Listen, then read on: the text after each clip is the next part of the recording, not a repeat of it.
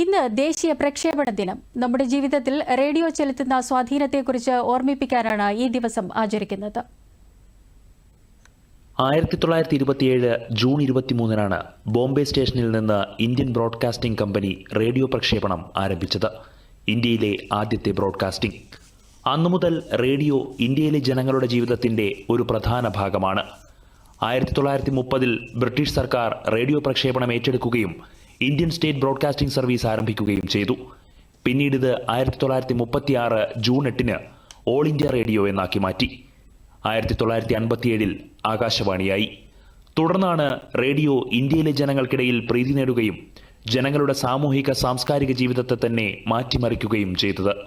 തയ്യാറെടുപ്പൊന്നുമില്ലാതെ തന്നെ മൈക്രോഫോണിന് മുമ്പിൽ പോയിട്ട് ഒരു കാര്യം പറഞ്ഞാൽ അത് പ്രസരണയിലൂടെ രാജ്യത്ത് മുഴുവൻ കേൾപ്പിക്കാൻ പറ്റുന്ന ഒരു മാധ്യമമാണ്. 1947 ഓഗസ്റ്റ് 15 രാത്രി അർദ്ധരാത്രി നെഹ്റു ട്രിസ്റ്റ് ഓഫ് ഡെസ്റ്റിനി എന്ന് പറഞ്ഞിട്ടൊരു പ്രക്ഷേപണം ഡൽഹിയിൽ നിന്ന് ചെയ്ത് ഇന്ത്യ മുഴുവൻ കേട്ടു. അത് കേട്ടപ്പോഴാണ് ഇന്ത്യ ജനങ്ങൾ മുഴുവൻ അന്തം വിട്ടുപോയത്. ചൂടാറാതെ വിവരവും വിജ്ഞാനവും അതുപോലെ വിനോദവും ഒക്കെ കിട്ടുന്ന ഒരു മാധ്യമമാണ് റേഡിയോ. വിനോദത്തിനു പുറമെ രാജ്യത്തിന്റെ സംസ്കാരത്തെയും സാമൂഹിക പരിതസ്ഥിതിയെയും രൂപപ്പെടുത്തിയ വാർത്തകൾ, സംഗീതം, കഥകൾ എന്നിവ ജനങ്ങളിലേക്ക് എത്തിക്കാനും രാജ്യത്തെ ബ്രോഡ്കാസ്റ്റിംഗ് സേവനങ്ങൾക്ക് കഴിഞ്ഞു. ആശയവിനിമയത്തിനുള്ള ഒരു മാർഗമെന്ന നിലയിൽ ഇന്ത്യൻ സമൂഹത്തിൽ റേഡിയോ ചെലുത്തിയ സ്വാധീനം ചെറുതല്ല.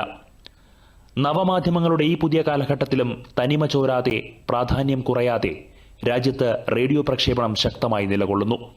ഇന്ന് ആകാശവാണിയിൽ ഉൾപ്പെടുന്ന 262 റേഡിയോ സ്റ്റേഷനുകൾ 90 ഭാഷകളിലായി ഏകദേശം 650 വാർത്താ ബുള്ളറ്റിനുകൾ പ്രക്ഷേപണം ചെയ്യുന്നു.